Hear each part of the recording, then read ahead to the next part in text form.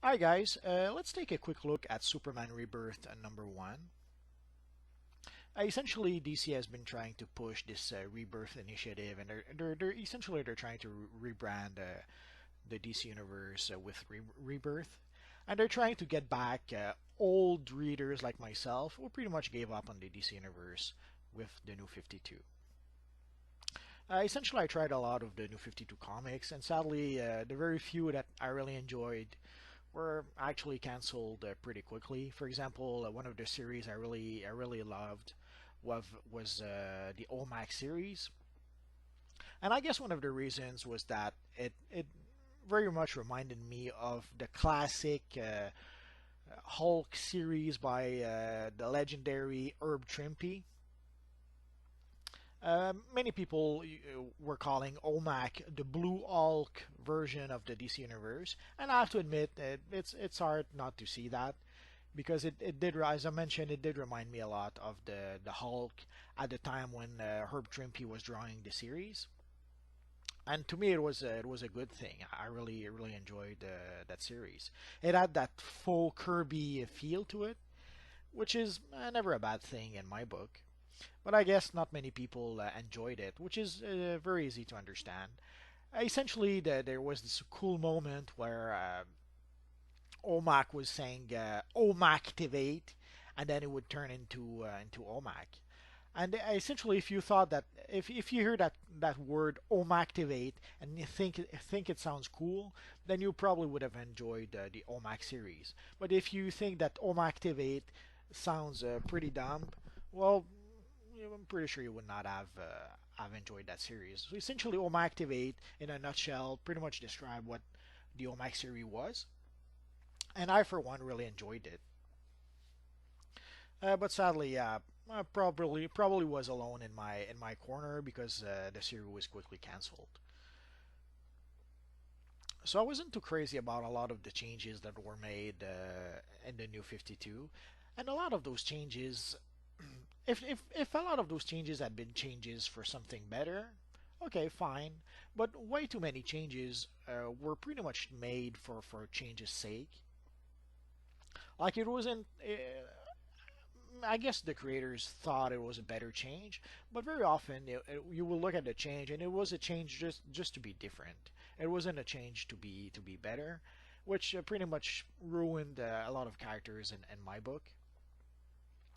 So, and then instead of getting angry with DC for essentially changing and ruining the characters, I just stopped reading the comics. And ironically, we had the DC Universe Online. If we wanted to be able to interact or see the classic versions of many of DC's characters, well, we still saw them. We still had those characters in DC Universe Online. So essentially, I pretty much stopped reading the comic and I just focused on playing DC Universe Online when I wanted my superhero fix, or even better, when I wanted my DC Universe fix. And if I wanted to see the classic Superman, there he was, as opposed to the Superman we had in the New 52. And I have to admit, when they started mentioning Rebirth, and essentially when we started figuring out that the classic Superman would be back, like they had this series, Lois and Clark, which I purchased on Comixology. Also, another thing I guess is that I pretty much stopped going to the comic book store every week. At some point, I was pretty much every comic I was purchasing them through Amazon, and then a bit later, I even went did like many and went the Comixology route. And I can't recall the last time I actually went to a comic store.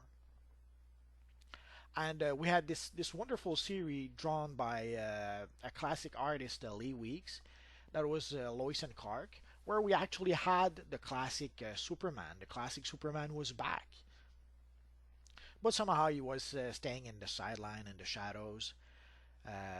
But we pretty much expected that at some point, if DC wanted to turn back the clock, if DC wanted to change Superman back to his classic self, it was pretty obvious that they would get rid of the new 52 one, and that the Lois and Clark version of Superman would be the one who would take over.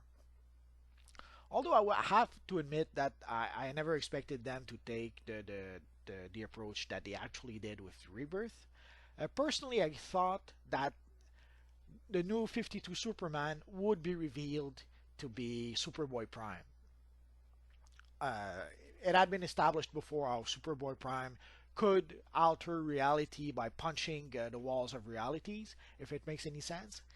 So I thought they might use that to explain how the new 52 was changed, that essentially Superboy Prime had punched the walls of reality once more and had altered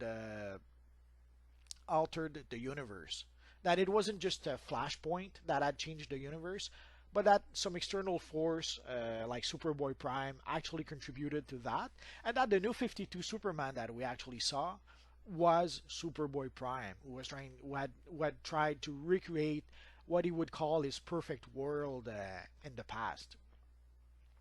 But it turns out that yes, there was an outside influence, there was an outside force that transformed the DC universe. That it wasn't just a Flashpoint itself, but that outside force. Spoiler alert if you didn't read Rebirth #1 yet.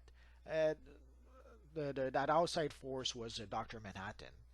Before I continue, there will be plenty of spoilers. Essentially, I will spoil the entire Superman comic and probably other things along the line. So if you want to avoid spoilers, I would probably stop the video right now. Go read the Superman comic and then come back to this video afterwards.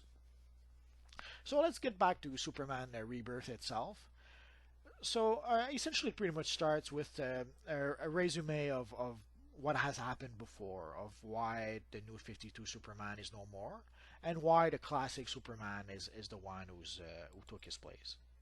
And essentially we have the classic Superman meets the new 52 Lana Lang, who somehow seems to not realize that the Superman she's seeing is not the new 52 Superman. It takes her a bit to realize that it's actually another Superman. But they quickly decide to team up. And one of the things that they did was that essentially they gave us a quick flashback of how Superman died and how he was brought back during the death of Superman storyline. Essentially, they're trying to show us that the new 52 Superman could come back using the same technology that brought back the classic Superman the first time he died.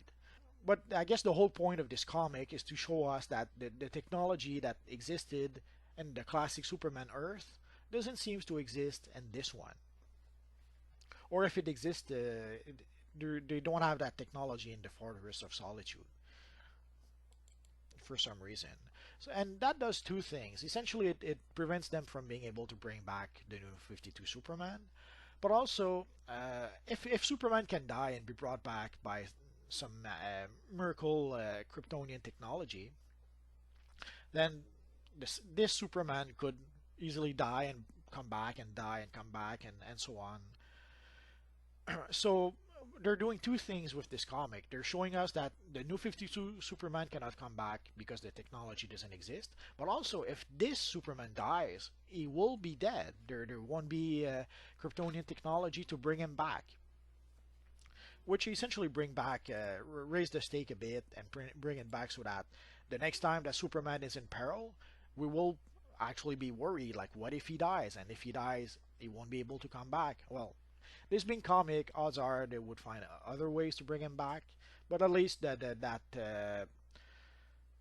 get out of jail free card doesn't exist anymore. Like there's no more alien technology that can bring the dead back. So Superman is in peril. He will be kind of in peril for real. So whenever we see him in peril, we won't be able to tell ourselves that he's going to use the Kryptonian technology to come back to life. That technology does not exist. This first issue was a pretty well written issue, I guess. Although it's pretty much it's a little more than just a setup. Essentially, they're setting up that the new 52 Superman is gone and the classic Superman is back and will most likely replace him. And they establish also that the Kryptonian technology to bring people back is not there. So it's essentially pretty much all set up. Uh, they seem also to set up the relationship between the classic Superman and the new 52 Lana Lang. I'm not sure if it's just a one-off or if we'll see her again in the series. But I guess we're gonna have to wait and see what happens in future issues. It was pretty easy to expect that if somehow the new 52 wouldn't work, that they would pretty much backtrack and try to use the classic version of the characters, or at least some of the characters. Because in other cases, like in the case of Batman or in the case of Green Lantern, the characters are still fairly popular and fairly successful, even with the new 52. But some of I guess the some of the lower selling series or the less popular characters, those will pretty easily be able to be reverted back to a more classic version. And again, the whole point of Rebirth seems to be to try to get back the classic fan who enjoyed the classic stories and the classic characters. And I have to admit, with this first issue of Superman, I think they did a good job at that. And of course, I tried to look up the various covers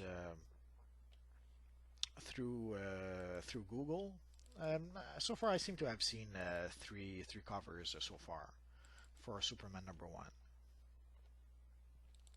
So I'm not sure if is there only three covers? Is there more than three covers?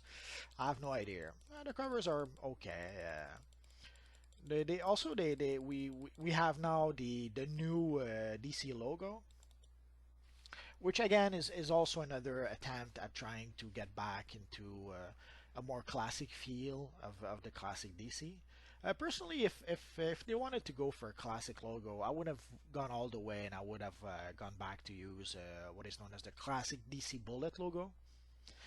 But they essentially they tried to come up with a new logo that kind of feel like a classic logo, and already it's been replaced pretty much everywhere. Even on the DC Universe Online website, the new DC logo is the one that is being used.